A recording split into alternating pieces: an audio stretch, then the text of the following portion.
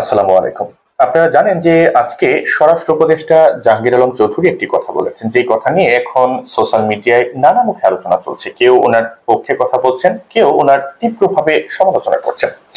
স্বরাষ্ট্র উপদেষ্টা কি বলেছেন? স্বরাষ্ট্র উপদেষ্টা সুনামগঞ্জে গিয়ে একটি থানা পরিদর্শনে গিয়ে তিনি বলেছেন যে মানুষ রাস্তা থেকে আমাকে বলছে আপনারা আরো 5 বছর ক্ষমতায় থাকেন।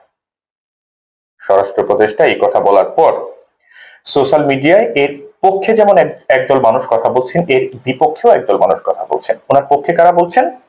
ওনার পক্ষে যারা কথা বলছেন তারা বলছেন যে এই সরকার বেশ ভালো করছে, এই সরকার অন্য অনেক রাজনৈতিক সরকারের চেয়ে ভালো করছে, এই সরকার অন্য অনেক নির্বাচিত সরকারের চেয়ে ভালো করছে। সুতরাং এই সরকারের উচিত আরো অন্তত 5 বছর ক্ষমতায় থাকা।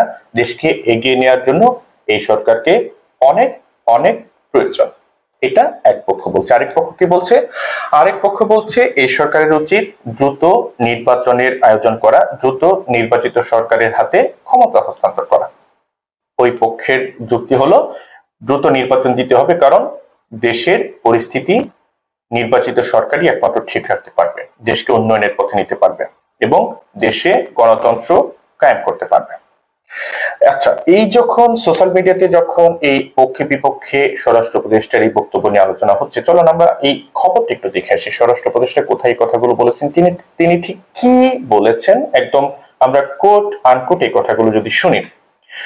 স্বরাষ্ট্র উপদেষ্টা লেফটেন্যান্ট জেনারেল অবসরপ্রাপ্ত মোহাম্মদ জাহাঙ্গীর আলম চৌধুরী বলেছেন, দেশের আইন শৃঙ্খলা পরিস্থিতির উন্নতি হয়েছে এবং তা নিয়ন্ত্রণে তৎপরতা বাড়ছে। তিনি বলেন, আইন শৃঙ্খলা পরিস্থিতি নিয়ন্ত্রণে তৎপরতা বেড়েছে, আরো বাড়বে। রাস্তা থেকে অনেকে আমাকে বলেছে আপনারা আরো 5 বছর ক্ষমতায় থাকেন। দর্শক, এখন আপনার কি মনে হয়? আপনি কি মনে করেন যে আপনি কি স্বরাষ্ট্র উপদেষ্টার বক্তব্যের সঙ্গে একমত? আপনি কি মনে করেন যে দেশ ভালো চলছে, দেশ সামনের দিকে এগোচ্ছে, দেশ এই উপদেষ্টা পরিষদ, এই সরকার দেশকে ভালোর দিকে নিয়ে যাচ্ছে?